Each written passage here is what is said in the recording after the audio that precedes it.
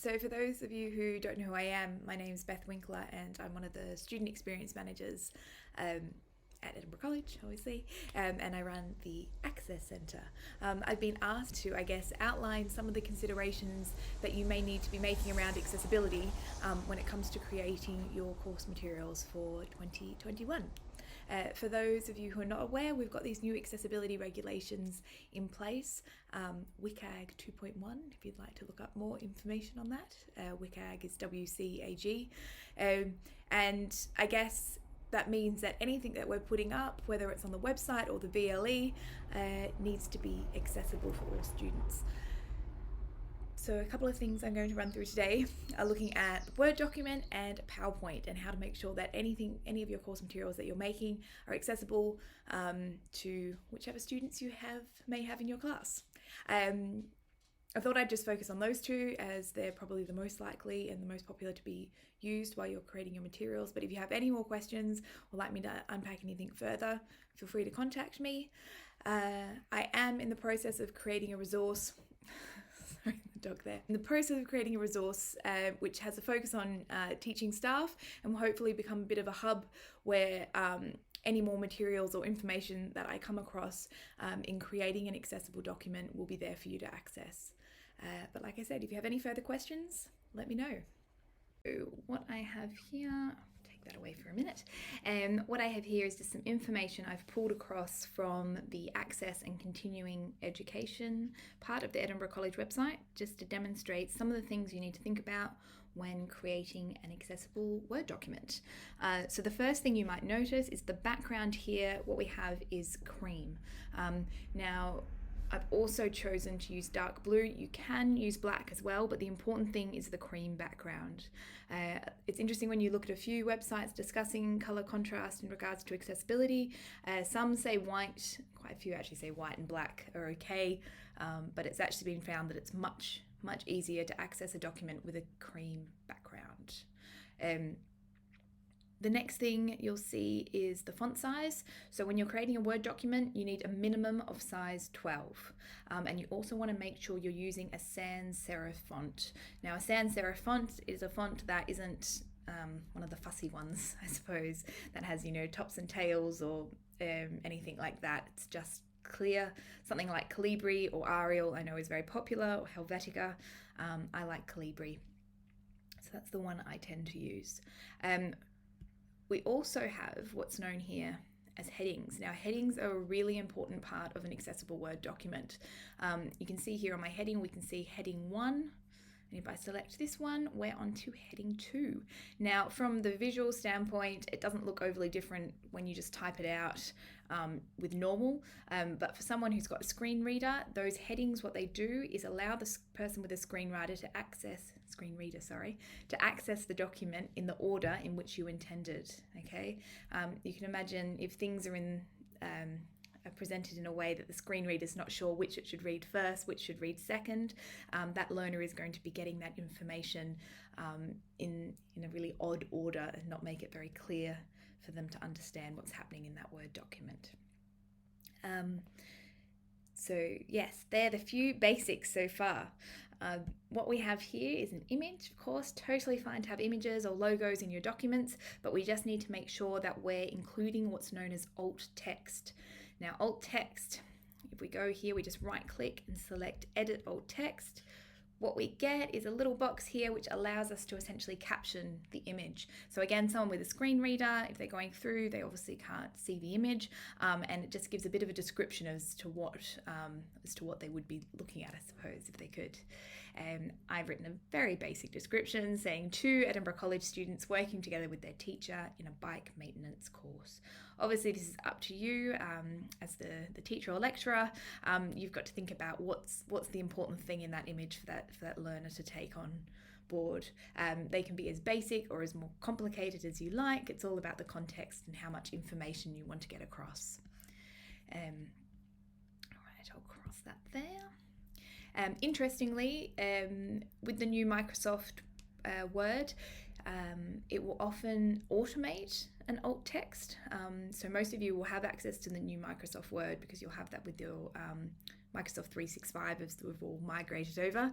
So it will actually automate a very basic alt text, so you probably want to make sure you're editing it yourself. I think the one that this image had that Microsoft had automated was 3 people working together or people working together or something. It was very basic. So yeah, important to edit that. The next thing, which may seem quite obvious, is here we can see we've got bullet points. Again, if you're making a list, most people would naturally bullet point it or number it, but if you haven't, just make sure that that's an important step you're taking into account. That's important for various learners, as it makes it clearer to move through, helpful for those with a screen reader as well. But I think something to take into account is this notion of mainstreaming a lot of these practices that we may just initially have been doing, or we might be doing these things with our additional needs students in mind, but it's actually going to be useful for all your learners in your class. Okay, if we're thinking about how to make a document as clearly communicated as possible, it will benefit everyone in that class. Now, once you've done all this, if you're unsure and you're thinking, gosh, have I met the accessibility regulations? Microsoft, they're an absolute gem of a company, and what they've got now in most of their programs or all their platforms is this check accessibility here. All right, and luckily this isn't a very complicated document, and I'm probably glad that we've got no accessibility issues. I should have checked that beforehand, but that there, if you did have some accessibility issues, it would pull those up for you and you could go through and edit them and give you some guidance. One other thing I might mention here is we've got a hyperlink. Okay, now hyperlinks, you need to make sure that they're a meaningful hyperlink, and what I mean by that is that it is labeled correctly. Okay, we don't want what a lot of people do. They just say click here. Okay, again, someone who can't actually see that text, who has a screen reader, if it just says click here, they don't know what they're meant to be clicking onto. So here we can see this is called entry-level map, and that means, when we click on it, we're going to the entry-level map. So that's well labelled there. One other thing here, you can see we've got a very basic table. I haven't put anything into it, but that was just to remind me that if you're putting a table into a Word document, you do want it to be very basic. You don't want to merge cells, split cells, just keep it really, really simple. If you are in a course or you're teaching something that requires more complicated spreadsheets, I'd probably stick to providing that information on the spreadsheet, or when I go into the PowerPoint, I'll show you how you can embed information directly from the spreadsheet, so you're not actually creating a complex table within a Word document, if that makes sense. All right. Hopefully we're all still with me. Let's go to the PowerPoint. Okay, so I've just taken this information across to make it easier to demonstrate to you. We can see here again, cream background. So a lot of the things that we've just talked about in the Word document are also applicable to a PowerPoint as well. So cream background. Here I've used black text, so that's all right. Again, like I said, I often like to use blue, but that's the dark blue, but that's just me. So as long as you've got that cream background. We're thinking again about the layout. All right, we've got our heading layout here, our subheading layout. Alt text, again, if you've got an image, oops, sorry, I didn't right click that, edit alt text.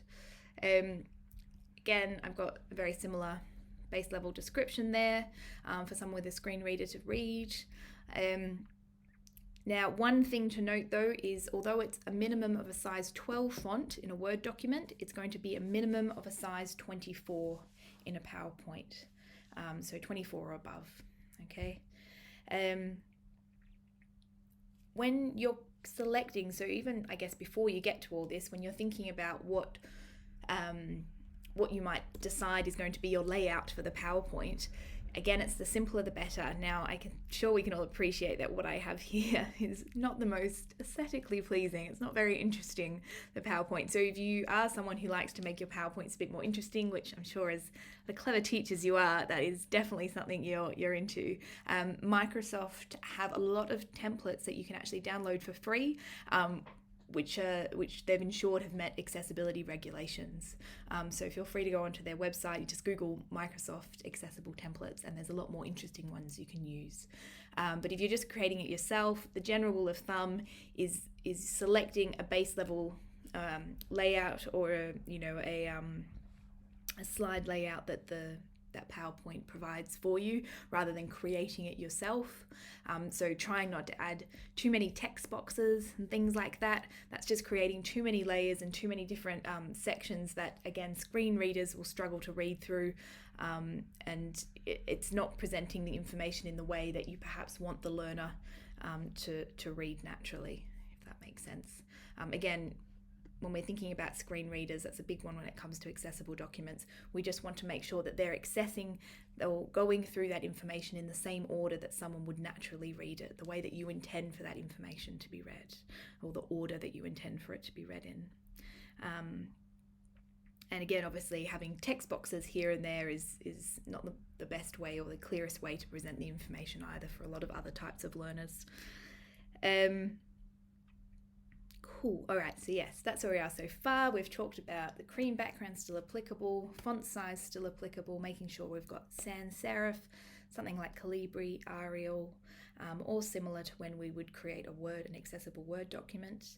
And yeah, just making sure it's as simple and clear and basic as possible. All right, we don't want to be too fancy. Another thing, I suppose, which is worth mentioning when it comes to a PowerPoint, and this is something that will again assist all your learners, and probably something you think about already, is making sure that the language we're using, that we're not putting too much information onto our PowerPoints. We're not overloading that PowerPoint slide.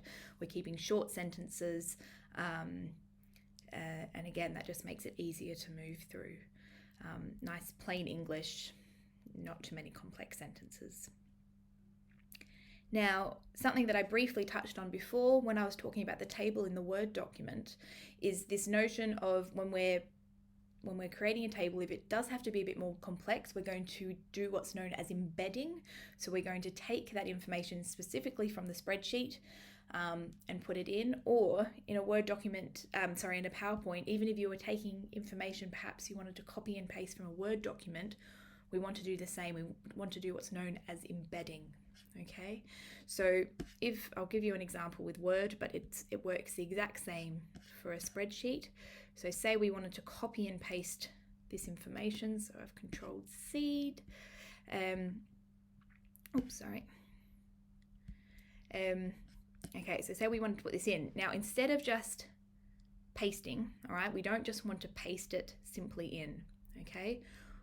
When we're taking information from other documents, whether it's a spreadsheet, an Excel spreadsheet, or it's a Word document into our PowerPoint, we're going to do what's known as embed. Okay, so you can see here, this is the paste section, all right, and there's lots of different ways you can paste information, not just your Control V, okay? So we want to do what's known as embed that text, all right? So here, I'm just gonna cut that so it doesn't look as confusing. All right, so here you can see we've got that information that we've copied across. And what this means, what embed means, okay, obviously it's just pasted in, but if we were to edit that information, see how it brings it up here, okay? Sorry, make that a bit clearer. Oh, sorry, struggling with my mouse there. And what it means is that if you're going to edit that information, you're editing it in a Word document, but it's keeping it, it's making those edits on the PowerPoint. I know it's a bit complicated, but essentially you're doing all the work behind the scenes on a Word document, but it's going to be presented on your PowerPoint. Again, the reason we do that is because often what happens is if we're moving things from other documents, they're coming with all these kind of I guess a lot of metadata or a lot of coding and things from other if it's from a website or it's from a Word document, it's bringing all this extra information across, and we might not be able to see all that extra information that's coming across with that text. But again, it makes for like something like a screen reader, it makes it very difficult for it to go through. It might be picking up extra bits that again we can't see as someone who's got, I don't know how I'm trying to communicate that. Someone who's not blind, we can see it looks fine to us, but to a screen reader, it's reading all that extra information that's going on behind it. Sorry, I don't think I explained that very clearly. But it just means that that text that we've put across is the text that's in its base core form, There's no extra information going on there. It's really clearly communicated to us as a visual learner, but also to someone with a screen reader. It's really clear as well. Okay. So yes, that's that. And like I said, you can copy that information. You can use that embed function as well if you're taking information across from a spreadsheet as well. Same thing in PowerPoint. You can check accessibility. Actually, this one, yeah. So slide title, we can see here on slide 3, there's no slide title. Missing alternative text. Oh, interesting, it's put it across as an image. But you can see here that it's giving you those cues to update and edit your document. So the most exciting thing, though, I think about PowerPoints, and again, when we talk about the mainstreaming of certain accessibility functions, I think this is the one I'm most passionate about, is the idea that we can actually caption our PowerPoints, and you do have control over this as well. So when you're creating your PowerPoints and you're putting them onto the VLE, there is the law now that all pre-recorded content or pre-recorded videos need to be captioned. So it's quite a useful practice to get into when you're doing your PowerPoints to ensure that you're captioning it, and then you can also record it as well. So if you'd like to talk over it and record it. So to show you how to do the captioning, okay, as you can see, it's already listening to me, and it's incredibly accurate. I'm very impressed with how great Microsoft is. And this is me just using the microphone on my computer. I'm very lucky I have a very fancy MacBook Pro. For those who perhaps don't have as accurate a microphone, I guess, using your headphones will kind of mitigate any of that extra noise that might interrupt a clear transcript or caption for your PowerPoint. But you can move across to your slides, you can continue talking. Honestly, the inbuilt accessibility functions on Microsoft really are phenomenal, and I could not be more impressed with their ability to transcript so accurately. So that's me out of that. So that's just when you go play from start. What you just need to make sure is when you're in slideshow that you're just clicking always use subtitles. You can have subtitles setting here if you want them at the bottom, you want them at the top. And can select the different type of English. And here, of course, I've just got my MacBook Pro microphone, but if you had headphones switched in, you would be able to select those as well. And you can also here, you can record a slideshow just like this. It starts recording it up here. You can add in some notes. So if you're adding notes to your slideshow, it means that you're able to talk over and add the notes that your students can read and see as you move through the PowerPoint. So those are the two functions, and I think they are two really, really useful functions for, again, all learners, because not only is it useful for different types of learners when it comes to having the caption or the recording, whether they're hard of hearing or visually impaired, but it means that all students are able to go back and listen to it again and again, and get that information when they're revising, or if they just missed something, concentration levels weren't great that day. I'm sure we can all relate with that at the moment. It's sometimes harder to concentrate some days than others. So yeah, I think PowerPoint really is, it's so user-friendly and it's so easy to add in those two simple features, the recording and the captioning, which is just when you go into play from start and you literally just start talking as long as you've selected that. So hopefully that's helpful, and hopefully we're finishing on a bang there. Again, if there's anything you'd like me to unpack further, explain a bit more for you, I am more than happy to. You can always just send me an email. We can have a chat on Teams. But hopefully that's got you a bit set up for the materials you're going to start creating for 2021. Thanks so much.